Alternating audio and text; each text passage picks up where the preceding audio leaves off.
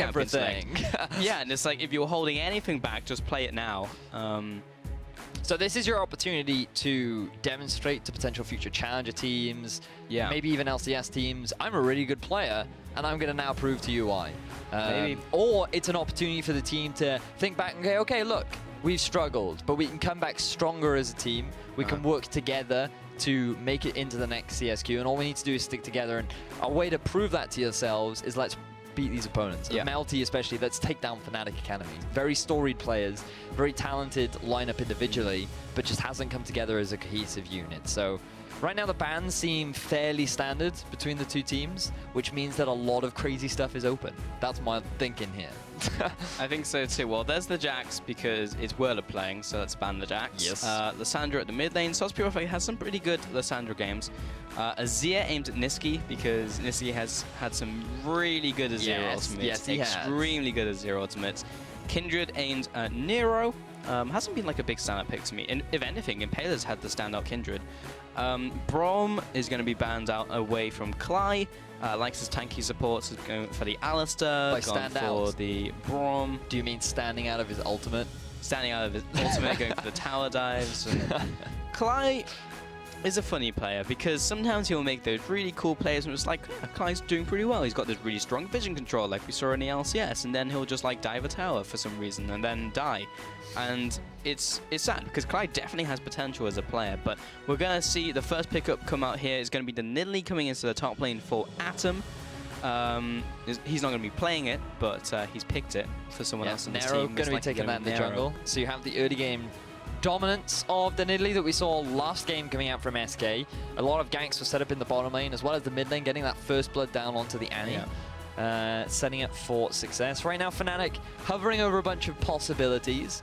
Did see a bit of a cheeky scarecrow hover there, and ever since the change came into Fiddlesticks, where if he stands still for 5 seconds, I think that's what really made him broken and has really brought him to life. Funnily enough, because, I mean, well, he's not alive when he stands still for 5 seconds. That's true. What also makes me sad is he just freezes his animation or whatever he's doing at the time when he's standing still, instead of like putting his arms out, you know, like an actual scarecrow, and then like running at someone super fast. Like that, I was just like, wow, that's super cool. But actually, he just kind of freezes and just like, and again, he's going to run at someone. So, yeah, Fiddlesticks not going to pick this game, I think. I think that's fairly unlikely. Sadly, we haven't seen any Malzahar as well, because Malzahar jungle, as soon as he was changed, was nuts. And he got hot fixed, and he was less nuts, but he's still kind of crazy. Nami is going to be picked up here by Fnatic, along with Lucian. So, they've got the bot lane locked in here. Clyde, less of a range support player, but why not? Just pick up the Nami, saw it in MSI. Saw it in LCK this one. Saw it in LCK, very strong pick. Yeah, Nami has been rising in popularity a little bit, offers a bit of trading in lane, offers you a nice amount of sustain. The bubble can be pretty difficult to land, but if you do land it, it is quite the impactful crowd control. And then the ultimate, also great for disengage, as well as setting up for engages. So pretty well-rounded support, pretty good at a little bit of everything, but not really excels at a particular individual thing. She can be quite obnoxious to fight in lane, especially how her W works, where you walk up, you can heal, or you can attack your opponent, heal your ally, which can then bounce on and attack the other opponent as well. And it can be very obnoxious and irritating to play against. But Nami, I'm curious as to what they'll pick into the Nami, because right now I think that a lot of things have sort of struggled. Maybe we'll see a Sona. Didn't work out as nicely, or it was actually banned against CLG, if I remember correctly, during MSI. So yeah, I'm looking forward to seeing what they pick into the Nami. Me too. On the opposite side, we have the Sivir being picked up, so that's one of the picks, and then the Trundle as well, seeing that put into support, but also top lane. Kind of just being flexed back and forth in this tournament so far. Trundle generally been doing pretty well.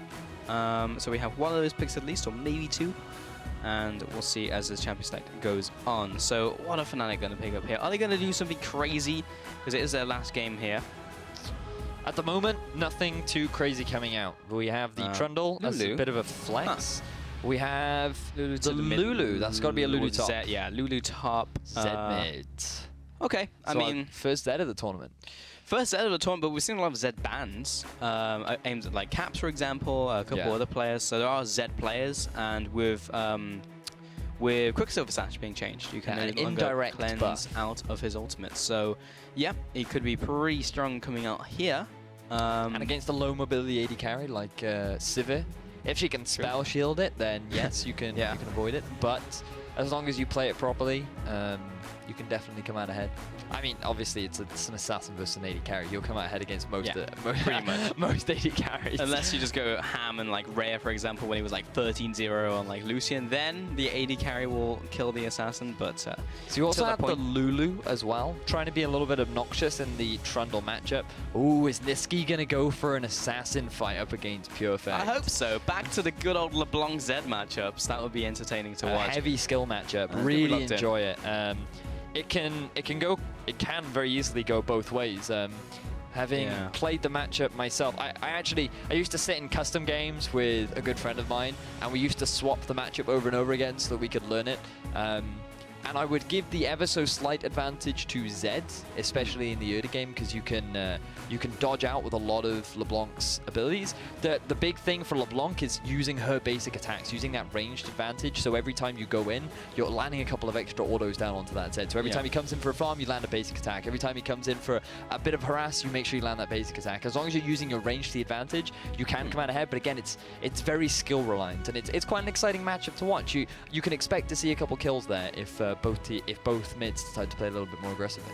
Yeah, it's always down to the skill matchups and some of the most entertaining to watch. So the last pickup is gonna be it's gonna be Fiora, which means Lulu jungle. Lulu jungle from Impaler. Who was it? It was on Reddit. Fnatic Vitality beat H2K. Somebody beat H2K in Dynamic Queue running Lulu jungle. I didn't watch the game. All I saw was a Reddit comment. It was Fnatic. It was Fnatic that beat H2K, and they ran Lulu jungle. So we're going to have to break this down as we see it go. It's not something that I've honestly ever seen before. Cool. I imagine that you can pull it off. You must be able to pull it off. Yeah, I mean, like, ranged junglers right now are still kind of good. Like, you don't take any damage from the jungle, really, because you can just kite around the buffs. I want to see if he starts Krugs and gets the smite there, because with kind of, like, the more... If you're going for, like, an off-meta jungler, if you go for, especially the ranged ones, if you go for the Krugs first, it gives your initial clear more sustain, because you can just keep them stunned up and kite them around. Whereas if you go Grump, then you kind of have to get hit to deal damage, so it's not as good. So... that might be the plan, but it's Lulu jungle. It is Lulu jungle. We were hoping to see something interesting. Obviously, it doesn't matter who wins this game. They're literally just playing pride. Pride, at this point. Melty want to regain some of their pride. And Fnatic, well, given the disappointment, I think they're just trying to say, we can still play. We're still good. Yeah. And they're going to go a little bit crazy with the pickup. So we have... kind of like a buff comp, you have a split push / you have loads of split push available on Fnatic Academy. It's a janky 1-3-1. Yeah, you can set up for the 1-3-1 if you want. You can also play the Lulu around the Lucian. We've seen a couple buff comps in the past, especially from Origin come to mind. Meanwhile, on the other side of Melty, they're also kind of going for this sort of split push skirmishy style. So both teams kind of going for very much about...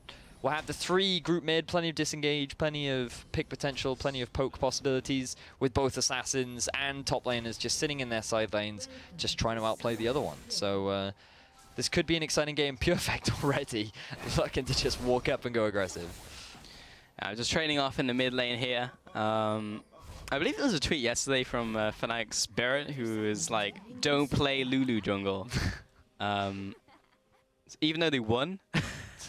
wasn't a big fan. He wasn't sold on it.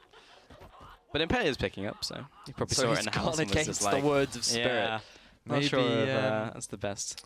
Maybe that's the explanation for their current scoreline. Who knows? Yeah. So anyway, standard matchups is something we need to keep our eyes on. I imagine that Fnatic Academy want the standard lanes. Lucian Nami. Okay, so why would you pick Morgana into Nami? That kind of confuses me. I also don't really agree with the Morgana into any of that composition. They're going very heavy on the AD. There is very little actual CC on the side of Fnatic Academy to spell shield. And you do have the binding, but if you just look at how mobile Fnatic Academy are, I will be impressed if you successfully land a binding onto that team. So I'm personally not a massive fan of the Morgana. I think maybe an Alistar could have been a little bit better. You also have that hard engage potential onto the Nami as well.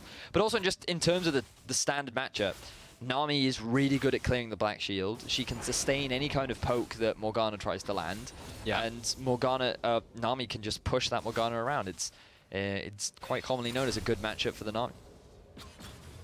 Something I'll pick. If I had to go bot lane, I'll pick Nami into Morgana. So if Jizuki mid lane plays Morgana against you, you just pick Nami mid lane? Yeah. That is exactly what I do, Noah. People like to pick Morgana mid into my Katarina, and you have no idea how obnoxious that is. Well, I don't feel like there's a lot of good matchups. No, okay, right, that's true. When I think of the matchups for Cat, I can't think of a single good one. I like to pick it into Yasuo, but even then, that's not a good matchup. No, because then, yeah. Sometimes you can get a bit of a skill matchup against Zeds sometimes, if you go Cloth into health bots. Anyway, I'm going to stop talking about Cat because she's not even in the game. Never will be.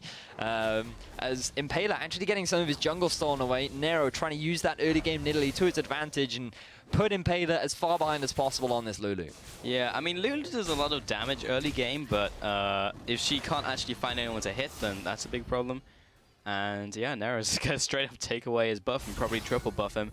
Unless Impaler goes straight to the top jungle. But Atom is getting the best of Whirlup in the top lane with this Trundle here. And Whirlup, well known for his split push champions. Jax, of course, had some killer games last split on Fiora. Kalai, he's not very mobile as a fish. Getting hit a lot by these bindings. Ooh, teleport being used by Whirlup just to get back to lane. This could be quite bad for Fnatic Academy. It does mean that they lose that global pressure. So if Melty set up a teleport play in the bottom, there's no way for Fnatic Academy to respond. So wouldn't be surprised to see Wax and Kurdos try to get a deep ward down to the back half of that lane.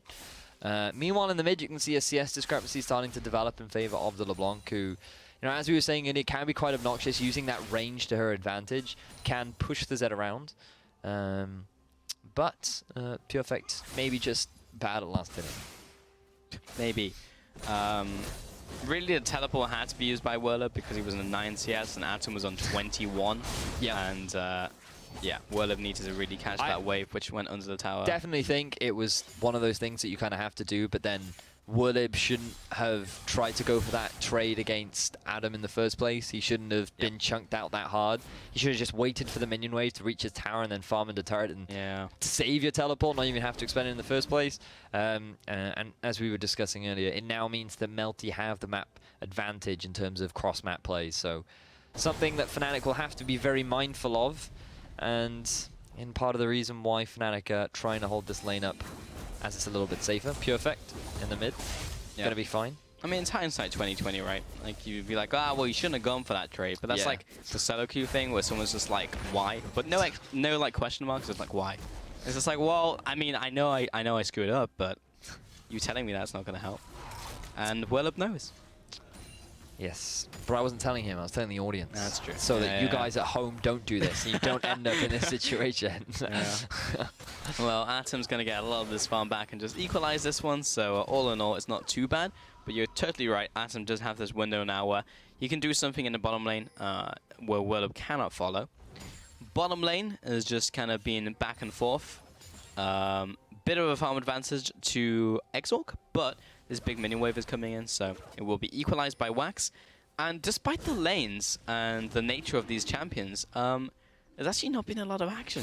You kind of would expect these lanes to be more interactive, and at the very least, Impaler on Lulu jungle may be doing something funky.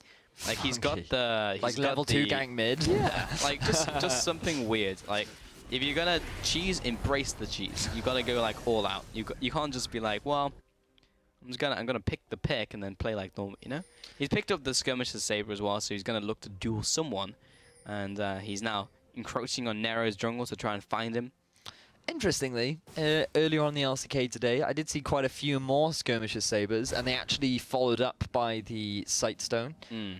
And that could be due to the nerf that happened to the blue trinket, where it's now you just kind of want more vision, so junglers value the Sightstone over the Tracker's Knife that only gives you 2 wards, as opposed to the 3 that you do get from the Sightstone. So yeah, that could be one of the reasons. Or Impaler's just saying, I kind of want to kill you, I don't care about vision. Yeah, give me that true damage. Let's go. It is definitely the item of choice if you go Cockmore jungle. Tried that a little bit. Why does it not surprise me that you tried Kog'Maw jungle? Well, it was kind of good when Devour was a thing, because you come out of the jungle just like stacked. You know, you just do so much damage because you hit like the double item spike and you just do an unbelievable amount of damage. Pure Effect's gonna get not quite an unbelievable amount of damage, but like I would say a decent amount of damage coming in from Niski. 60%. 60%, Yeah, alright. That's more than moderate now. He's down to 50%, so. Yep, indeed, Rooney. He has decided to pick up the early Hex Drinker. So, pretty standard going up against LeBlanc. That shield is very valuable against the all-in potential of LeBlanc, who has decided to go Ignite, which I like very much. Perfect doing exactly the same. Basically telling his counterpart, yo, let's duel it out. What they really want, though, is a gentleman's agreement that basically says no jungler interference allowed. Yeah. And if that were the case, then they'd be going a lot harder on one another. But because of the possibility of a jungle gank, they have to be courteous. It's, ooh, perfect. Forced to use the flash. Yeah. Flash for flash in the mid lane. Both Ignites are still up, so they can still kill each other. Nero is probably just going to take away this blue buff again from Impaler, who is actually not around the area. He has the timer on his own buff, of course, but actually doesn't care too much. So we'll just lose another buff to Nero. He's going to be very happy with that result. He's going towards the Runic Echoes, as is Impaler. And he'll be kind of waddling out of his base with Lulu. Waddling. I think you can call that a waddle. Waddle's a funny word. What I actually laughed at was that I instantly thought of a duck, and ducks make me laugh. They do. Ducks are There's a funny great animals. video on YouTube called Interesting Facts About the Duck that I would highly recommend. Okay. It's really informative. How long is the video? Does it take a lot of Like 3.5 time? minutes. Okay. It's purely for comedy value, but it's actually very factual. He also has interesting ones on like the owl as well, and they're all great. Well, depending on who's observing right now, we may get a zoom in. Another on interesting an fact owl. about the owl. Yeah. But have a look at what Impaler's trying to do right now. The Whirlib, the minion wave is pushing in favor of Whirlib towards the turret, so Impaler could be looking for a potential dive, but Nero doing exactly the same on the opposite like a side. Kiwi? Oh, here we go! Kuradas, he's going to jump in with the Soul Shackles. Nero, he completely whiffs the Javelin, and Clyde's going to go down. Exorc is getting chased out as well for the double. And Melty starts the game strong. Clean execution. Oh, but the action isn't over yet. Whirlib's coming in for this 1v1. He's going to try and get all these Vitals. Gets the bottom one, which is probably the better one to get in this scenario, so Atom can't block it off, but Whirlib is deciding he doesn't want this anymore. He's going to take away his pink ward, and Melty are going to take the first dragon of the game, which will be the Ocean. Impaler is still hanging around, can be there to provide some support for Whirlib, but decided that he's not going to make the play, or is he? Indecisive. The Yordle in the shadows will be popping out and just kind of buffing up his ally and not doing much else. Nero is into his jungle. I think that's going to reset because patience. And Niski is wandering up to the top lane just in case Impaleru happened to be there, but he is not. So Niski's going back to the mid lane. So, we have the replay of the gank down in the bottom. Have a look at Kurdos. He gets on the hunt, instant flash into the Soul Shackles, means that he gets himself the double binding, no cleanse, nothing that the Nami can do to prevent that from happening. And I guess this is the power that you have from the Sivir and the Morgana. They do have that all-in potential that Nami can't really do anything about. Yeah, she does have a lot of little quirks in the form that she does have a bit of extra damage, a bit of extra heal, and some disengage, but the Black Shield combined with the Black Shield combined with the Spell Shield on Sivir just isn't enough to deny that all-in. So, impressive stuff coming out from Melty to pick themselves up the first 2 kills of the game. 1 kill going over to Nero is going to help his early game jungle, means he can put a little bit more pressure down. Meanwhile, the other kill going on to the AD carry means he's going to be setting him up nicely towards the mid-game. So, Melty currently sitting in a nice little advantage, and Fnatic Academy behind right now at 11 minutes into the game. Yeah, so if any of you are aspiring Lulu jungle players out there... don't encourage them, Pulse. He is currently maxing 5th Lance and Whimsy 2nd. And is going for the challenging smite.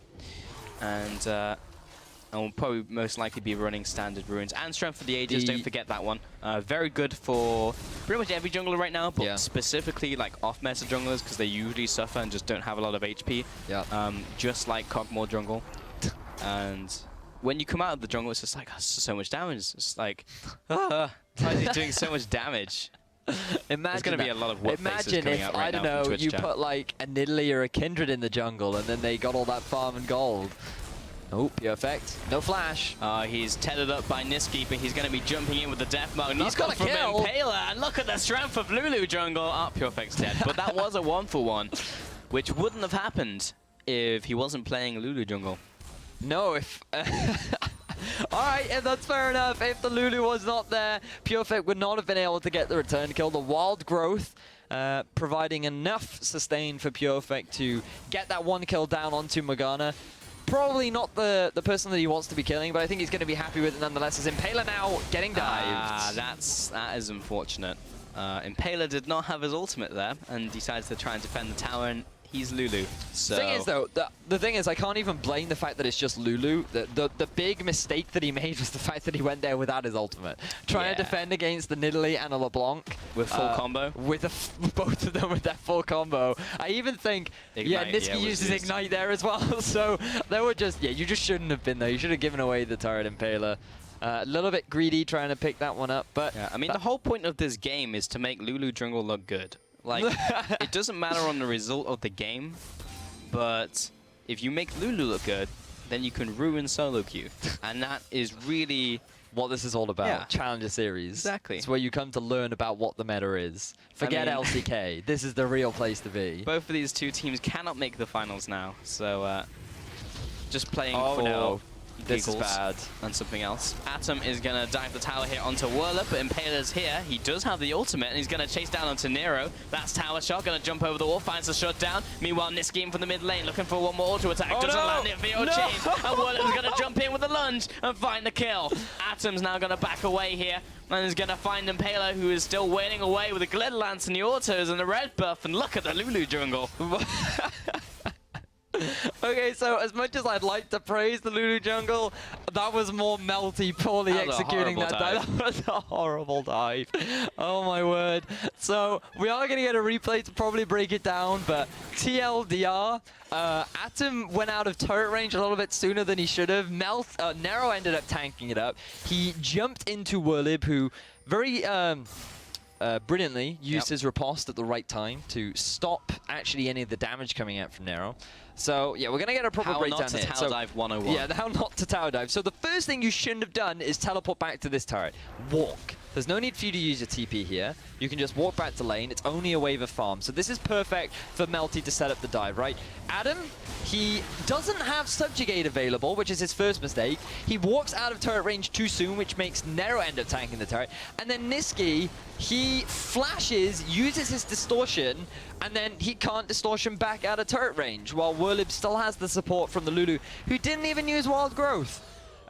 So I can understand why Melty wanted to go for that dive, because it makes sense. They should have just been a little bit more careful in setting that one up. Because it's risky when you don't have the Subjugate. You are still a squishy Trundle. You've gone for the Gauntlet first. You've gone for the, I'm going to trade with Fiora rather than I'm going to be able to tank the Fiora for years. Melty will be able to get the Rift out off the back of this, but yeah, still, how to not tower dive. Mechanical missteps for sure in that fight. First, of course, Atom walking out of range and team killing Nero, and then Niski using Flash and then Distortion. It was just like, well, if I don't know where I'm going, then they won't know where I'm going. Instead of just auto-attacking him to death, which he could have done. Yeah, Fnatic are going to be quite happy with that one. And the irony is that Fnatic have usually been the ones trying to make plays throughout the CSQ and then have them backfire on them. And this time, they're just kind of letting Melty just walk into them and outplay themselves. So that is, I think, the game plan in this one. Do nothing and allow your opponent to outplay themselves. Yeah, that's how you win at solo queue. Yeah. You don't try and make plays, you just wait for your opponent to make plays, and then you that is so true, watch by the them way. abysmally fail. So many people do that. But just wait for them to come to you. It's how I got to diamonds. People like to try and kill me in mid. I'm just like, well, you're not going to, but feel free to try, and then things go horribly wrong. It helps if you have an aware jungler as well, because if they can read the map quite well, then they're just in the right place at the right time, and that's also a big thing in solo queue. But I find like in general, people always want to be the hero, right? That's why you have like support players, and even to some extent, like people want to make plays. People want to make the highlight reels and you know, have those like things that you can post on Reddit. But in reality, you just need to sit at your tower and carry on farming. Your opponent will try and be in that mindset, and then you just watch as they kill themselves. Do you know what's better on Reddit than actually making a good play? What's that? Being the person that's on the receiving end of someone trying to make a good play, you doing very little, yet they end up dying anyway. Exactly. So what I think of is the Lucian dive against... Ooh, hang on a second. Look at the... Oh, never mind. The one I remember is the Lucian dive versus the Graves, where the Graves tried to dive him mid lane when he was full health. No. Clyde gets bound up. Should not have been bound there. Kyrdos is trying to find the soul shackles on Exorc. But mid tower will go down to Impaler, and I think you have time to finish your story here, Vidius. Well, actually, I just want to quickly break down what actually happened there in the mid lane. So, Nero should have been there to support the LeBlanc. LeBlanc didn't have the wave clear. This is one of the powers that you have from the Lulu jungle. She does have good wave clear. Having gone for the very early Runic Echoes gives her a decent amount of ability power, and you have that Runic Echoes passive, which also adds to the wave clear as well. And when you pair it up with a Zed who's just going flat AD, his ability to take turrets is actually pretty quick. So with very little wave clear available on Niski, he had to give away his tower for free, and Nero really should have been there to help back him up. But because he wasn't, that's another turret going over to Fnatic. They're actually their first turret of the game. But meanwhile, in the bottom half of the map, Melty were being hyper-aggressive again with this all-in potential that they have on the Hunt, Land of Binding, the Soul Shackles as well. They're going to be able to pick up this turret. Niski also rotating around just to guarantee this objective. So Melty going to continue to extend their gold lead ever so slightly to about 1k, but they're definitely going to extend the turret lead. So quickly backtracking. So yeah, if you want to make it to Reddit, the better plays are the ones where you watch people outplay themselves. And the one that always comes to mind is the Graves versus Lucian, where Graves tries to kill Lucian underneath the turret. He's literally 1 health, and Lucian just runs around the turret, and Graves can't hit him, because his abilities keep going into the turret, literally all of them. And I mean, that was hilarious, and that sticks in my mind, not because it was a good play, but because it was dreadful. Good stuff. Well, that's what you need to emulate at home, friends. And Pure Effect will be coming in, lands a perfect Razor Shuriken and Atom. He knows he's done for, so he'll try and farm a minion. Exorc absolutely wrecked in the mid lane. He goes down. Pure Effect, he's going to be camping in this bush. Shh. He's hiding. Oh, he got warded. Yeah. Supports often do have those things. I feel like when they made LeBlanc a magician, her catchphrase is, now watch them disappear. Yeah. Because Exorc just got insta-popped. With the Morellonomicon done, there is very little he can do. He has absolutely no magic resistance. Mimic also being level 2 on Niski, who is level 13. Luck with this one, Pure Effect. Hang on a second, Pure Effect going for the 1v3 outplay. Oh, coming in with the Living Shadow, and the TP is going to be cancelled out from Whirlib, actually. Impaler, he's desperately playing territory control against Nero, who really wants his red buff. Pure Effect is going to get CC'd.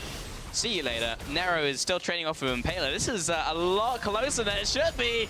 And that... Alright, he died, but he won the 1v1 against Nidalee, who is a strong duelist. Yes, he did. So that is the main thing here, that yes, he died, but so what we've confirmed is that Lulu has a better mid-game than Nidalee. That's what we've 100% confirmed. Exorc, he's going to have to avoid the LeBlanc. He didn't avoid the LeBlanc. And he goes down. That's 3 kills in quick succession out for Melty. They're going to try and convert this into a tower in the mid lane. And that'll be some nice juicy gold going over to Melty, and they'll be spending that on some fun items. So, kills being exchanged all across the map. I'm looking forward to seeing which fights the replay guys actually decide to pick up, because there were quite a few of them. I think the important one is the Nidalee versus Lulu matchup. Because that's really what the public want. They want to know that Lulu can beat out a Nidalee and is like the counter pick. Don't know if the public want it, but that's what we want. I think that it's. I think we can make really well-rounded assessments based on a single example. Yeah, that's how sample sizes work, right? Yeah, exactly. But yeah, Pure Effect sticking around a little bit too long in the top half of the map versus 3 members. He did give away the turret, but still ended up getting caught out of position somehow. So he's now sitting at 2-2-0. Not having as exciting a matchup in the mid as we were hoping for. Yeah. Zonya's first item by Niski, or his second item along with the Morella Nomicon. Makes sense. It's cheaper now, easier to pick up into the Z. So here we are, we're going to get the replay. It is going to be of the 1v1. Perfect. So Nero steals away the red buff, but now he's like, you know what? Let's break this down. I can go for the fight, right? So he eats the good lands. He fails the space, so he doesn't get the reset on his lands. Oh, he missed the second spear. Good sidestep. Good sidestep, as you said, coming out from Impaler. And even with the red buff, nice. Impaler manages to get the outplay. Yeah, even had the preset up ward as well. So once he flashed, he was able to see him around the corner. So that was actually really nice mechanically. Yes. Impaler has clearly played a lot of Lulu jungle. But that is Fnatic Academy in a nutshell, full of mechanical ability, I would say. Exorc has been caught out a couple times this game, maybe the exception to the rule. But overall, they are a mechanically skilled team. It just seems to be this decision-making that they are sometimes lacking, not really aware of their own positioning on the map. And if you just look at the vision, well, they don't have any. So Wurlib, completely overextended, and is going to get collapsed on by Melty. Well, raise your Bible thumps, because Wurlib is not long for this world. Atom and Nero will make short work of him. I say that, but it's going to be the great chase, and Wurlib is on his way out, but Frozen Domain will come down. That's the spear landing, and unfortunately that is the end of Wurlib's days. May he rest in peace. So Wax just coming in to get the assist. The assist? The assist, because he is deceased. 4-0-2 right now on top of Wax. Perfect is going to go into split push mode and pick up that turret up in the top lane, but they are still behind right now up against Melty, who are currently sitting at 42,500 gold. Nero going to be picking up this Drake as well. Moving forward, what Melty need to be doing is looking for picks, continuing to look for these skirmishes, the 2v2s, the 3v3s. Ideally, not the 1v1s, because it does seem like that Fnatic have the advantage, especially you don't want to meet that Lulu in the jungle. Can be pretty terrifying. All right, so this will be the second mountain dragon, and also they have an ocean dragon. So that would be an island, right? If you combine the two, going by the laws of alchemy, from what we were talking about. That would be a waterfall. A mountain and an ocean. Oh yeah, I guess so. Waterfall. Yeah. Yeah. Well, you have two mountains and water. That makes sense. If it was one mountain and two waters, then it would be. Then it would be an island. Because then there's a lot of water, and then you have some landmass. Or you're a boat made of rock. Those don't exist, by the way. Just a heads up, if you were thinking of making your own boat, don't make it out of rock. Yep. So for those of you unaware, the reason why this game is the way it is that Melty and Fnatic right now are pretty much playing for pride. Currently sitting at the bottom of the standings is Melty and Atom going at it once again. Melty and Atom. Yeah, they're just going to back away, actually. Atom pops his ultimate, and Wurlib runs away. Exorc is going to chase after Wax here, and is also going to run away. Didn't want to carry on using culling. Kind of got the good angle. Basically if Lucian's running after you, and you can find like a corner to run on. Oh, Nero steal out there. Perfect's going to jump after. Nero will get away with high-speed robbery. Or maybe not, because Perfect wants him. Nice. He's dead. He's very dead. Nero, you can see what he tried to do. He knew that the ultimate was coming in, so he tried to hold on to his pounce in time. But Perfect no longer doesn't have the ult. Yeah, he's going to get the rest of his combo off.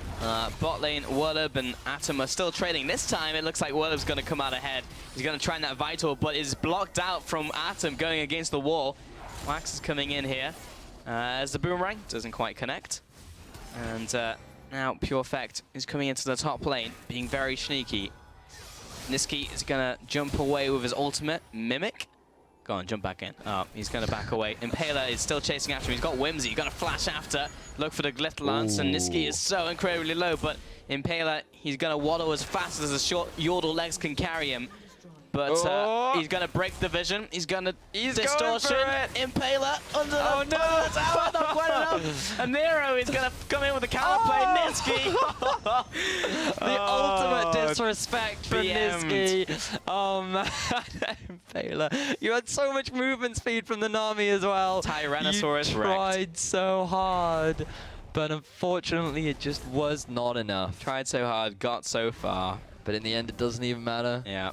Still died. Still. 10-7 in this game, 26 minutes in. Got this gold advantage to Melty, and they are well on their way to finding themselves an ending score in this group of 2 and 3. This is what the teams are currently fighting over. And this is how we've seen a lot of teams throw the game in the past, so this could be Fnatic's win condition moving forward. Will it be the Dig Baron that Fnatic are looking for? It's going to be the Nami ult, which was really the only way they were going to steal that. And Melty find themselves a Baron. Double Mountain Drake. Ooh, there comes the On the Hunt. A little bit ambitious, because Werlib is out. So, yeah, there's that. Name of the game, my friend. You got to be ambitious. You got to make those plays. You got to look for the hooks. As right now, with the Baron, Melty can start setting up for a siege. They have pretty good wave clear. They can use the LeBlanc to sit on the flanks and just poke out Fnatic Academy away from turrets. You also have the poke coming out from Nero, and you have a fair amount of poke from the Sivir as well, who has now been called out. Fnatic Death Brush. More like Fnatic Annoyance Bush, because he's not dead quite yet, but here comes Purefect to seal the deal, or maybe not. Wax finds him, that's a 1-for-1 kill. Exorc is going to move on to Kyrdos now. Nero comes into the fight, Niski's looking for blood. The Assassins have come out in full force. Impaler is also going to get chased down. The Spear lands from Nero, that will give him the on-hunt passive, and he'll be coming in to finish that hunt off. Impaler, he's going to dance back and forth. He's going to do the salsa, but he'll fall in the end. 3 and 1 in that trade. Melty, firm advantage. Fnatic Academy trying their best to get the pick. They knew that Wax would come around for the red buff. They had the timer on the red buff as well, but unfortunately they overcommitted. It took them so long to get that kill onto Sivir, and Sivir even ended up getting a kill back because of how long it actually took her to die. So very unfortunate from Fnatic Academy. Now Melty with the numbers advantage and the Baron buff, they should be able to pick up this inhibitor. You also have Adam Split pushing up in the top lane. No teleport available from Werlib, so if Melty want, they can just rotate back around as Fnatic want to try and get something back. Tidal Wave. Swing and a miss on that one. Didn't quite land onto Niski. 31 and 5 in this game. Quite powerful. He will detonate pretty much anyone on the Fnatic lineup, save for a Lulu ultimate. Atom's going to be coming in here, going to be taking down this tower. He's, well, Weller's actually got the Bloodthirster, so going to be hitting like a truck when he gets near someone. And top tower will go down to Melty, so slowly closing this one out. Let's take a look at, it's going to be the last fight of Wax getting chased down. Okay, so I just noticed that Exorc is level 11 and Wax is level 15, so that's probably a big reason as to why Exorc couldn't kill him. It was Purefect that really did the damage, which enabled Exorc to get the kill, but then if you just look at the positioning, Melty can set up quite easily for the rest of the cleanup. Impaler does a valiant effort in the 1 versus 3, to be fair. He does some fancy footwork to keep himself alive for a fair amount of time. But unfortunately, you just don't quite have the damage that you need. As Wax, he could be in trouble. Oh, it's going to be the high-level fight. We're going to have ourselves a one-on-one duel. Wax is going to try and dance around, and Atom's coming in. He's broken the rules, but Werlib's already won the grand challenge. Werlib, I'm not even sure who's going to win this. Atom is swinging away, and Werlib doesn't have his ultimate anymore. He's going to come in, try and proc the vitals. Impaler's going to break the one-on-one, and that's going to be another kill to Werlib. He is the victor. Are there any more challenges? Nero is going to back away. Kyrdos and Niski, this has turned into a full frenzy. It's no longer the one-on-one duel. And Werlib, he gets CC'd down, and he gets deaded by Niski, who's going to walk the dog on Impaler, but he's going to back away. Broken the chain, broken the leash. So, Wax, unfortunately, broke his back a little bit too soon. I think he could have made that if he just committed to it. Even if, you know, you just have to make a decision in that situation where if I break this, I'm going to die. If I don't break this, I might die. So, fortunately, didn't make the right decision. Niski, is that a kill? He's ticking down. Oh. Heal, lifesteal. He's good. He's just enough. Wow, impressive stuff. So, Werlib was able to get the kill. He was then able to sustain enough thanks to that Bloodthirster as well as the Ravenous Hydra that he had picked up earlier. Yes, the value. Bought enough time for Impaler to finally join the fight. So have a look at this. I think he should have just committed. I challenge you to a duel. It's time to duel. Wax running really fast, but not fast enough to deal with Werlib. Werlib gets a decent amount of sustain back here, which means that he actually comes out ahead initially on the trade. Lands a couple crits, procs the vital points. And then once Adam realizes that Impaler's there, he knows that he's not going to be able to win. So 2 kills going over to Fnatic Academy, which they're going to be pretty happy with. But they did, I believe, end up losing the bottom turret. Nero just strutting his stuff. Oh yes, they actually do get the kill onto Wurlib with Niski, showing that he also does damage. But while all this action was going on, Zed was sitting up in the top lane. He gets himself a tier 2 turret. And so Fnatic Academy, while they are at a goal deficit, they're actually doing quite well. Well, I wanted to give them some praise, but they're actually only 3 towers to 7. So Fnatic actually really struggling in this game. And, oh, that is the 3rd Mountain Dragon. So that's 30% extra damage to epic monsters and towers as true damage. Yep. You've also now got yourself a mountain range. Yeah, with some water. With a lovely little stream. A lake. Going through, yeah. Maybe a lake in between all 3 mountains. Nice. Quite picturesque now. I think so, but that's going to be the last dragon before we get the Elder Dragon, so we can't even add anything to our fantastic picture that we've made. They become really big, and they all get a fire true damage buff. Yeah. It sounds like something that Bob Ross would draw. What, an Elder Dragon? No, well, maybe he'd draw that too. I don't know. A happy little Elder Dragon. But Fnatic, they're just trying to defend their base right now, trying to delay the inevitable, I feel. Melty performed really well the last couple days. I don't know what happened to them. They had that one day off, and then it was, well... I do want to give some praise to Melty, because yes, they have been playing well. Especially that bottom lane setup where they had the Sivir and the Morgana make the play. I was impressed. However, it's also a matter of Fnatic Academy underperforming and low priority underperforming. That's so, true. Cly right now is going to get binded up, but Fnatic Academy have enough poke to force Melty back. So now, what Melty are trying to do is set up a siege onto this top lane turret. What they need to do is have LeBlanc sitting on the flanks, trying to jump over the wall, get a bit of poke down, then jump back. And what you're trying to create is a 4 versus 5 dynamic in favor of Melty so that they can actually set up for a dive. With the super minions pushing down the mid, that's also going to help them out. And with the additional poke that Nero is constantly going to be throwing down, I don't know if Fnatic Academy can defend this turret. This tower is gonna die super fast with all those Earth Dragons, all those Mountain Dragons. X-Orcs coming in. This could be a good re-engage. Oh, Wurlib's going to come in here with Pureflex. He's going to try and assassinate his target. He's going to jump out real quick. He's going to pop off. Atom's not quite dead. Impaler's going to return with a bit of damage himself, but look at the damage that Wax is dealing. And X-Orc is trying to be the janitor that Fnatic need, but unfortunately, his cleaning fluid is not doing the job against these super minions. They are still wailing away at that tower. Oh, it's going to be close. It's alive. It is still alive. Melty, they're going to be pretty happy with that tier 3 turret collection up in the top lane. Repossessing right now all of Fnatic's base because Fnatic have not paid their taxes. And next on the objective list is likely going to be the Baron in favor of Melty. With that objective, they can easily close it out. They have many split pushing options available to them. They can put LeBlanc in a side lane. They still have teleport on Adam. They can put him in a side lane. And yeah, okay, he struggles up against Wurlib, but he doesn't have to fight him. He just needs to empower the minions to just beat on the turret. And as long as he's doing that, then Melty should be pretty happy. So this is the window that Fnatic needs. They need to find the Baron and not give it away. Ooh. But if that's going to keep happening, then I don't know if they're even going to get an opportunity to try and contest this Baron. Scary, scary Niski. His ultimate is on a very short cooldown. It's on 14-second cooldown. Okay. Melty onto the Baron now. This is going to be the TP out from Wurlib, so they're going to back away real quick. But the Baron is still very angry. Is down to 3,000 HP. It is dead. Impaler is going to come out here. There comes a tidal wave. Atom is into the backlines of this fight. He'll jump over the wall. And Clyde does not get the CC down onto Wax, but Pureflex going to jump in. He's going to jump out. Atom is going to be dead, coming in from a weird angle out from the top side of the fight. Niski, see you later, Impaler. Niski is just on fire this game, finding kill after kill. Niski chasing after the rest of the team, going to be jumping back to safety. Nero looking for one of those straight javelins to hit a mark.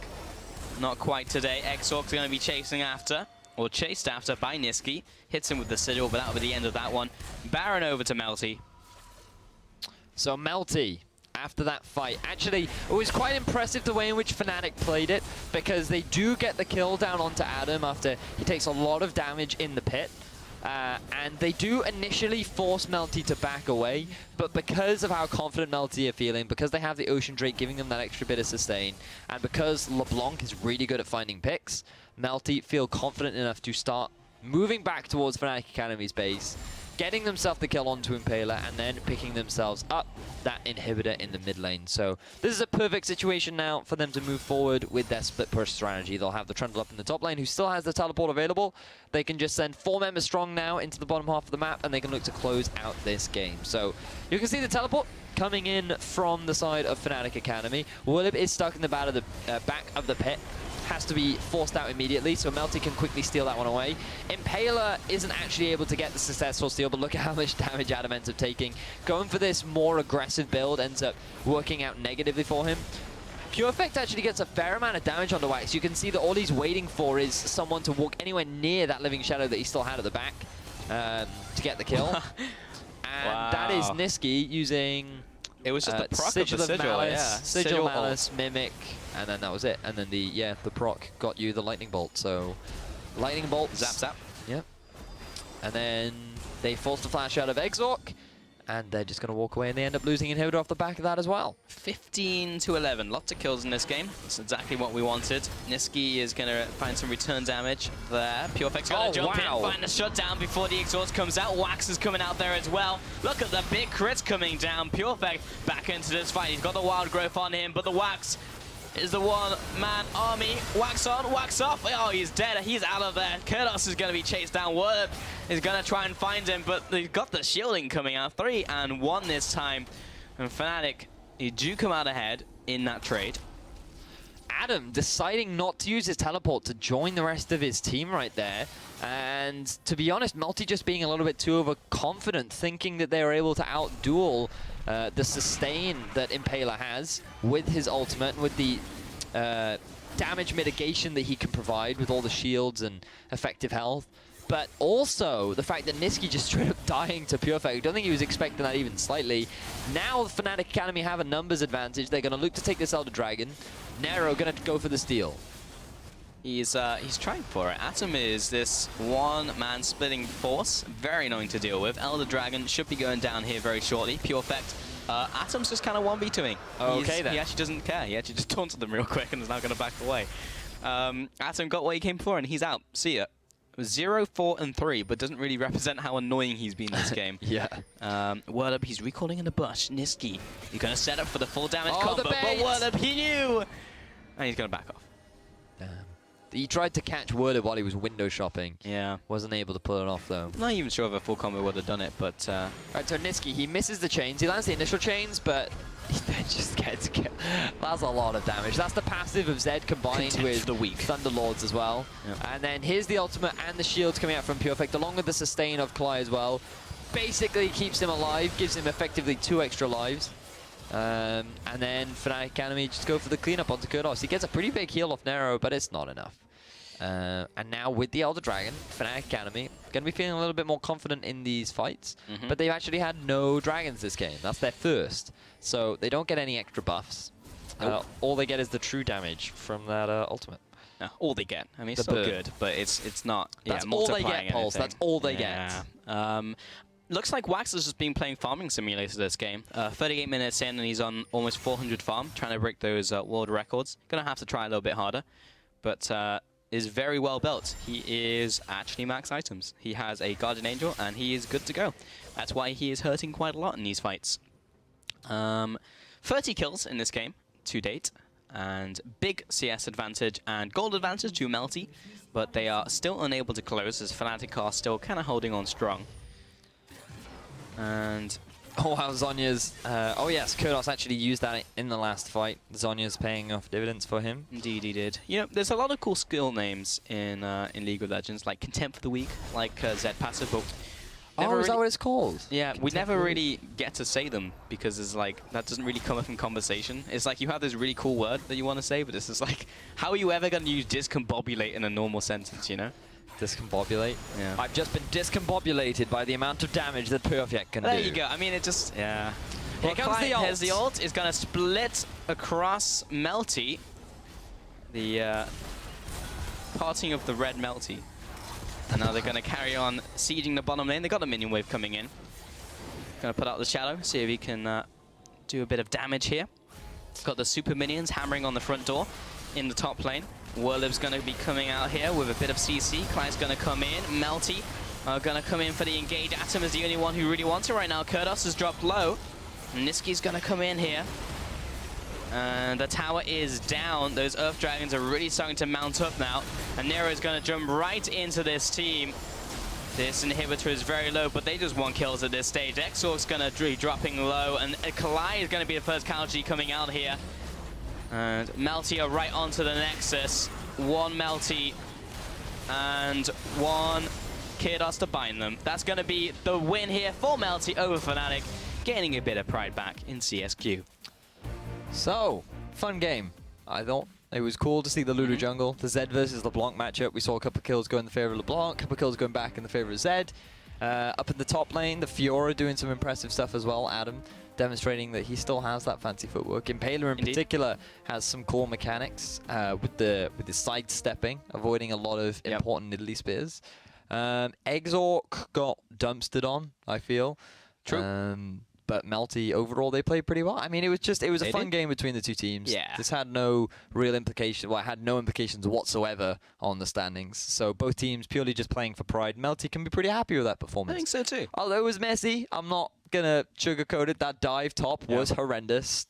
No, that was bad. But overall, they played well for the most part. Yep. And moving forward, to me, standout players, probably Niski.